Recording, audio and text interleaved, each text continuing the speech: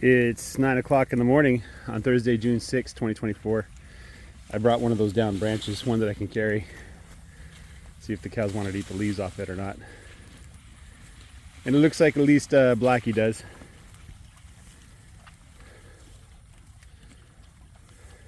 So, well, let's look at their condition. I think good comment about just checking in on the condition of the cows consistently. So here's young 20. Left side is filled in. I can't see her ribs, so she's at least a condition score of 5. Her right side is a little bit hollow. The right side has nothing to do with the food that they eat. But Black 20 was suspected of being pregnant and of giving birth in June, so her bags are not really doing much. They might have grown a little bit, and the rear end is maybe a little swollen. I don't know. Let me get out of so I'm not facing towards the sun. I forgot to clean off my lenses on my little phone camera here. It gets fingerprints all over them. So this area is still very wet. It's definitely marsh. It smells like a marsh. My boots are not waterproof anymore. They're now Sunday boots because they're holy. I ordered some more. I'm gonna make a little video about what I do with the Dunlop boots. You know, they last for about 6 months, and given their price, that's a pretty good price. You know what I mean? And if I doctored them, I can probably make them last a year or two. So, all right, over here it's kind of dry. So this way, we're facing this way, we don't get the sun on the lens. So the left side is to see if they're filled or not, if they're eating. They have plenty of forage, so there's really no excuse for them not to fill up unless they're lazy. You can see speck here. It's kind of hard to tell because of the light. Speck here is just a little tiny bit hollow, right? I wouldn't look at that and say anything's off or amiss. You can't see her ribs. Well, you can see the last rib a little bit, you know. So, let's look at some more cows. This is number 10, I think. Yeah, this is the Brahman cross. Hey, number 10. She always has a nice slick coat, and you could have seen on her left side there, she was filled in nicely. So you can't really see the ribs. Here's the left side. Yeah, it's filled in nicely. Her back is flat, more or less. There's just a little bit of a ridge. She has a big floppy brisket, indicating there's plenty of fat down there. And then let's look at her tail. Tail is another indicator. The base of the tail will tell you it's another sign of how much fat they have on them. So hers is, well, I guess it's folding, but yeah, I guess it's folds of fat there at the base of the tail. You know, let's go find number 24 if I can see where she's at. I think she's down here. 24 is my skinny cow. She's got her days are numbered.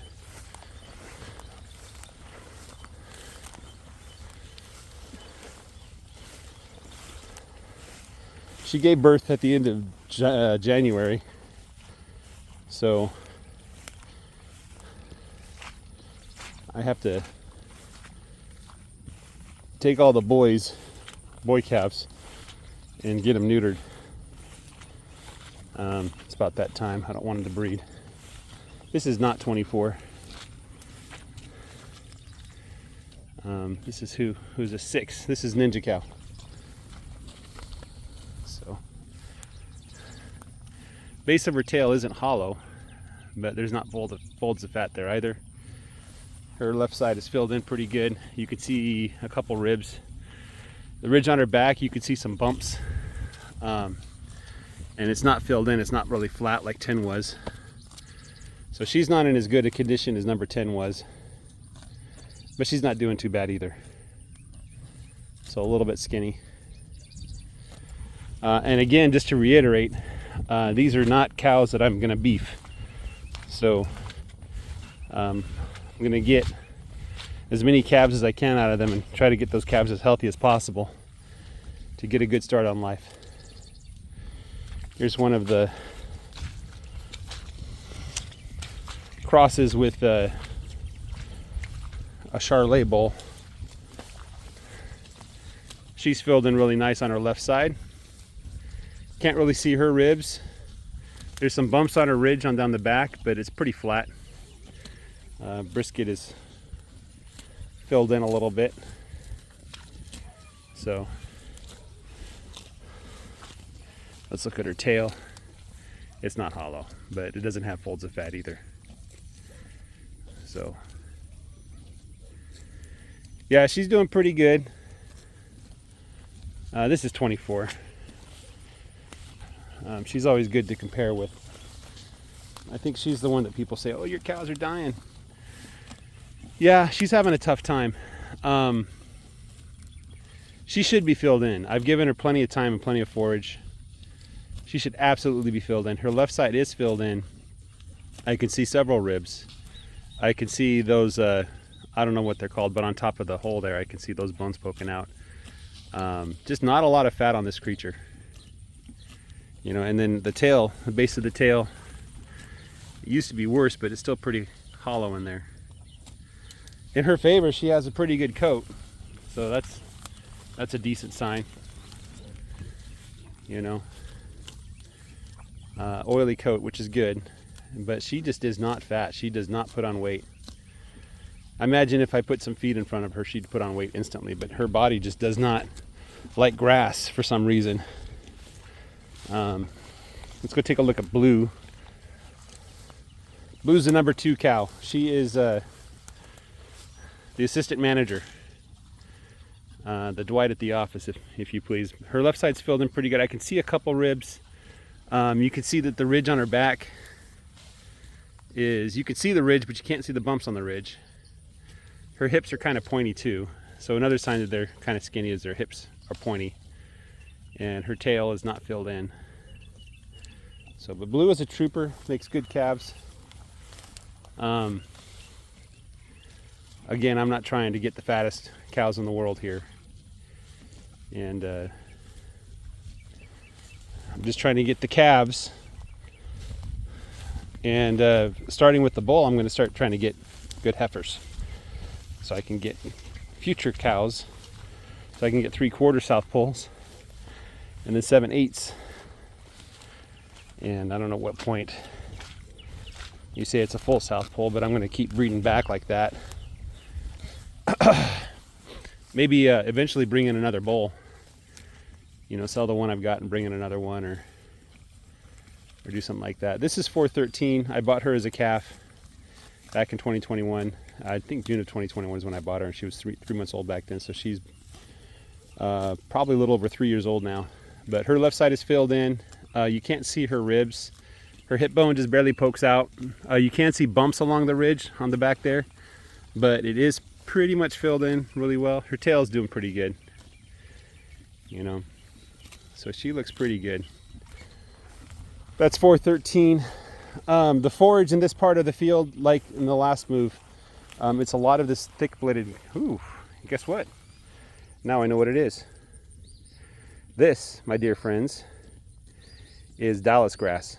Sometimes it's called caterpillar grass because the seeds look like caterpillars. So I got a bunch of Dallas grass growing on the eastern part of my pasture here. That's that thick-bladed stuff. I'm going to say something that's probably wrong. There's a good chance it's wrong, not probably wrong. It's probably right. I recall that this Dallas grass is a native species to this area. So Dallas grass does pretty well as long as you don't overgraze it. There is the one grass that I had that had like the woolly seeds. like fluffy seeds. I wish I see more of that. I forget what that one was called, but it's a native grass. It grows really well in the warm season. So plenty of Dallas grass, that's a good sign. You know, can't complain there. Milkweed, that's what that is. There's some ragweed along the edge here.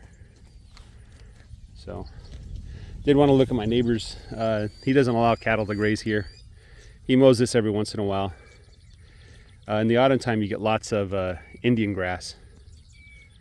And right now, it just looks like just a healthy mix of all kinds of grasses and some other things in there.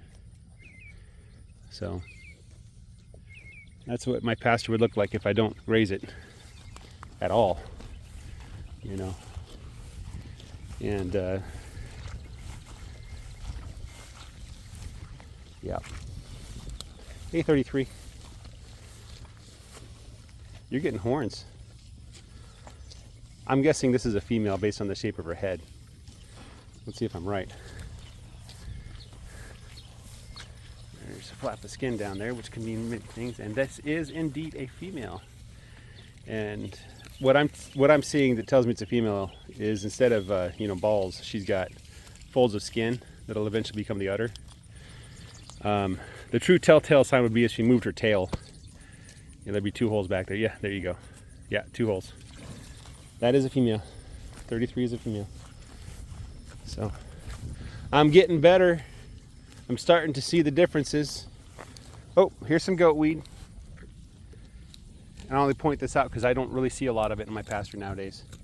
Last year my field was covered with goat weed. So this stuff's about 6 to 8 inches tall. I've got a short in the fence here. It's probably a turtle or an ant's nest or something. I can hear it popping. Oh, it's just grass, probably just wet grass.